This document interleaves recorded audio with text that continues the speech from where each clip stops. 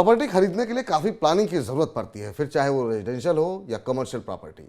लेने से पहले किस तरीके से करनी चाहिए तैयारी, किन फैक्टर्स के आधार पर करें प्रॉपर्टी का चयन, इन तमाम मुद्दों पर चर्चा करने के लिए अब जुड़ चुके हैं हमारे साथ आज के खास मेहमान 360 के नेशनल हेड साहिल कपूर जी। साहिल जी, बहुत बहुत स्वागत है, अभिनंदन है हमारे इस खास कार्यक्रम मकान दुकान में आपका। और पहला प्रश्न आपसे यही रहेगा कि जब प्रॉपर्टी कोई खरीदता है तो कई तरह के सवाल होते हैं, पैसों को लेकर सवाल होता है, जगह को लेकर सवाल होता है। आपसे जानना चाहते हैं कि जो लोग अभी प्रॉपर्टी खरीदना चाह रहे हैं उन्हें किस तरह की प्लानिंग करनी चाहिए, किस तरह की तैयारी करनी चाहिए कि मान लीजिए अगर किसी तरीके से रकम तो इकट्ठा हो गई, लेकिन बाकी कौन कौन से फैक्टर हैं जो उनको ध्यान रखने चाहिए, जो गलतियां नहीं करनी चाहिए। जैसा कि विपुल जी आपने बोला, सबसे इम्पोर्टेंट पहले है फाइनेंशियल प्लानिंग।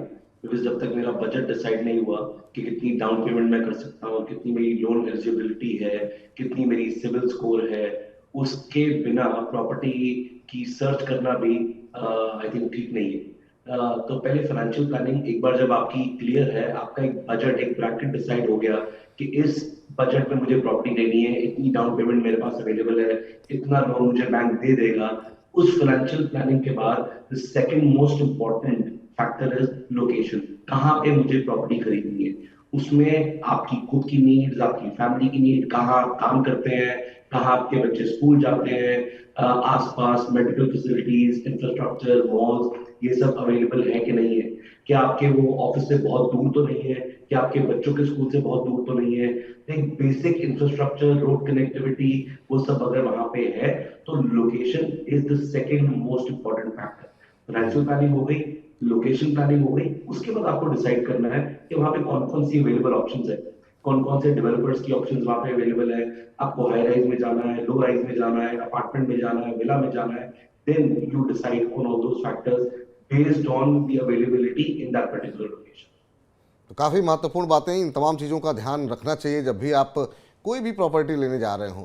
लेकिन अब आपसे सवाल ये जानना चाहेंगे कि अगर खाली इन्वेस्टमेंट पर्पज़ की अगर हम बात करें तो रेजिडेंशियल या कमर्शियल, इनमें से कौन सी प्रॉपर्टी आपको लगता है कि रिटर्न वहाँ ज़्यादा बेहतर रहेगा, और किन फैक्टर्स के आधार पर इसका फैसला किया जाए, क्योंकि हर लोकेशन, हर जगह में अलग अलग फैक्टर्स काम करते हैं। किन फैक्टर्स को ध्यान में रखना चाहिए अगर हम सिर्फ इन्वेस्टमेंट के पर्पज़ से पैसे लगा रहे हैं। करेक्ट। सी, अगर सिर्फ इन्वेस्टमेंट के पर्पज से पैसा लगा रहे हैं तो डेफिनेटली कमर्शियल और रिटेल एसेट आपको हमेशा ज्यादा रिटर्न देके चलेगा। बिकॉज इंडिया में अगर हम रेजिडेंशियल की बात करें तो किसी भी शहर में देखो आप 2 या 3% से ज्यादा रेंटल यील्ड आपको नहीं मिलती है, राइट।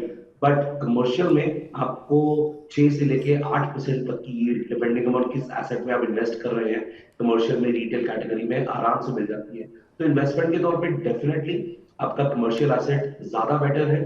बट कुछ फैक्टर्स ये आपको ध्यान में रखने पड़ते हैं कि आप ऐसे कमर्शियल एसेट में या ऐसे रिटेल एसेट में इन्वेस्ट नहीं कर रहे कि जिसमें प्रॉपर्टी बहुत देर तक खाली रही है, प्रॉपर्टी ऑक्यूपाई नहीं हो रही है, टेनेंट्स नहीं आ रहे हैं, तो वो जो 6-7% का जो रिटर्न है, वो अगर बिल्कुल टेनेंट आया ही नहीं, प्रॉपर्टी ऑक्यूपाई नहीं हुई, तो वो जीरो भी हो सकता है, राइट। तो वो चीजें हमें ध्यान में रखनी है कि कमर्शियल एसेट अच्छा है, रिटेल एसेट अच्छा है, बट वो किस लोकेशन में है, आसपास कितनी कंपनीज हैं जो आराम से उस प्रॉपर्टी को टेनेंट्स ऑक्यूपाई कर सकते हैं, वो भी हमें ध्यान देना बहुत जरूरी है। तो लोकेशन काफ़ी महत्वपूर्ण है। जहाँ कहीं भी आप कमर्शियल प्रॉपर्टी में अगर आप निवेश करना चाह रहे हैं तो वहाँ पर उस तरह की डिमांड है भी या नहीं, या वहाँ पर लोग आ रहे हैं कि नहीं आ रहे हैं, किराएदार मिलेंगे कि नहीं आपको, ये तमाम चीज़ों को ध्यान रखिए। लेकिन जैसा आप साहिल जी ने बताया कि कमर्शियल प्रॉपर्टी रिटर्न तो वहाँ पर ज़्यादा मिलता है, लेकिन क्या कुछ यहाँ पर रिस्क हैं, जोखिम क्या क्या हैं कमर्शियल प्रॉपर्टी में, और किस तरीके से इनसे बचा जाए, किन चीज़ों को लेकर के दिमाग में रखना चाहिए कि ये रिस्क फैक्टर हैं और इनका पहले मुझे सोल्यूशन ढूंढना है, उसके बाद पैसे लगाएंगे। सबसे पहले कमर्शियल प्रॉपर्टी लेते हैं, हमें ये जरूर ध्यान रखना है कि कमर्शियल प्रॉपर्टी में एक फिक्स मेंटेनेंस होती है जो डेवलपर आपको चार्ज करता है। वो मेंटेनेंस, अगर प्रॉपर्टी सेंट्रली एसी है, वी एयर कंडीशनिंग है, कॉमन एरियाज बहुत अच्छे डिजाइन किए हुए हैं, तो वो 25, 30, 40 रुपए तक भी जा सकती है, डिपेंडिंग अपॉन कितनी अल्ट्रा लग्जूरियस प्रॉपर्टी है। बट अगर प्रॉपर्टी थोड़ी सी ओपन है, एयर कंडीशनिंग सेंट्रलाइज नहीं है, तो 7-8 रुपए में भी है। तो हमें ये ध्यान रखना पड़ेगा कि प्रॉपर्टी अगर ऑक्यूपाइड नहीं हुई तो ये जो मेंटेनेंस चार्जेस है वो आपको अपनी जेब से देने पड़ सकते हैं अगर प्रॉपर्टी ऑक्यूपाइड नहीं है। तो उस एक्स्ट्रा चार्जेस को हमें दिमाग में लेके चलना है जब भी हम प्रॉपर्टी की इन्वेस्टमेंट कर रहे हैं। और दूसरा, जैसे कि मैंने आपको पहले बताया, उस एरिया में वो उस प्रॉपर्टी के लिए डिमांड है भी है कि नहीं, ऑक्यूपायर टेनेंट हमें मिलेगा आसानी से कि नहीं मिलेगा, और प्रिवेलिंग रेंटल चार्जेस क्या चल रहे हैं उस एरिया में, उन प्रॉपर्टीज में जो ऑलरेडी डेवलप्ड है, वो भी हमें ध्यान में देना जरूरी है, ताकि हमें कंपैरिजन कर पाए कि हाँ, जब मैं प्रॉपर्टी में इतना पैसा लगाऊंगा तो इतनी रेंटल पर स्क्वायर फीट मुझे मिल जाएगी।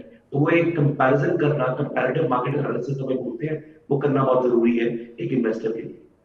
तो ये तमाम चीज़ें हैं जिस पे अगर आप इन्वेस्टमेंट करने जा रहे हैं तो उनका ख्याल रखिए। एक महत्वपूर्ण सवाल ये है कि कमर्शियल प्रॉपर्टी मौजूदा, अगर हम करंट सिनेरियो की बात करें तो कितने परसेंट रेंटल यील्ड अभी दे रही हैं और किन शहरों में रेंटल यील्ड ज़्यादा है? अगर क्योंकि अगर इन्वेस्टमेंट ही करना है तो कोई कई बार ज़रूरी नहीं है कि आप जिस शहर में रह रहे हैं वहीं पैसे लगाएं। जहाँ पे अच्छे रिटर्न मिल रहे हैं वहाँ नहीं लगाना चाहिए क्या? क्या सलाह देंगे आप?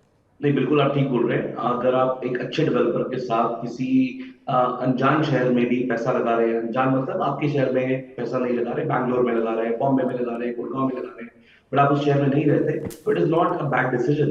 बिकॉज कई ऐसे शहर हैं, जैसे बॉम्बे है, गुड़गांव है, बैंगलोर है, अब हैदराबाद है, पुणे है, इन शहरों में कमर्शियल प्रॉपर्टी बहुत अच्छी रिटर्न देके जा रही है। तो अगर मैं उस शहर में नहीं भी रहता, मैं टीयर 1 में रहता हूँ, टीयर 2 टाउन में रहता हूँ, तो इन शहरों में एक अच्छे डेवलपर के साथ जरूर पैसा लगाया जा सकता है, उसमें कोई प्रॉब्लम नहीं है, उसमें कोई दो राय नहीं है।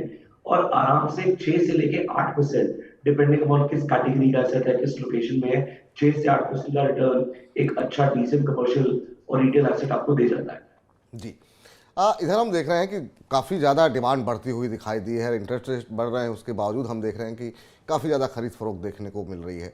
और अभी का जो सिनेरियो है उसमें क्या आप देख रहे हैं, क्या फ्लैट के मुकाबले ज़मीन खरीदने को लोग ज़्यादा तरजीह दे रहे हैं? अभी हमने हेडलाइंस पर भी बताया कि किस तरीके से जो पिछले साल के मुकाबले काफ़ी ज़्यादा लोग ज़मीन खरीदने में दिलचस्पी देख रहे हैं। आप कैसे देख रहे हैं इस सिनेरियो को, इस माहौल को? करेक्ट। सी, कोविड के बाद जमीनों का प्राइस स्पेशली जिस तरीके से बढ़ा है, तो सबका रुझान उस तरफ तो डेफिनेटली डेफिनेटली चला गया है। मतलब कई ऐसे एरियाज हैं जहाँ पे 50% तक पिछले 2 सालों में हमने रिटर्न देखा है, उछाल देखा है जमीनों के रेट में।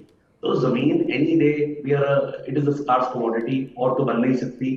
तो जमीन एनी डे, अगर आपकी पॉकेट अलाउ करती है, अगर आपके पास उतना इन्वेस्टमेंट ब्रैकेट है, तो जमीन से बेहतर इन्वेस्टमेंट पूरी दुनिया में और कोई नहीं है, राइट। बट अगर आपकी इन्वेस्टमेंट ब्रैकेट जमीन लेना अलाउ नहीं करती है, तो आप फ्लैट में, कमर्शियल में, रिटेल एसेट में भी इन्वेस्ट कर सकते हैं। तो बट जमीन से बेहतर इन्वेस्टमेंट दूसरी कहीं भी नहीं है।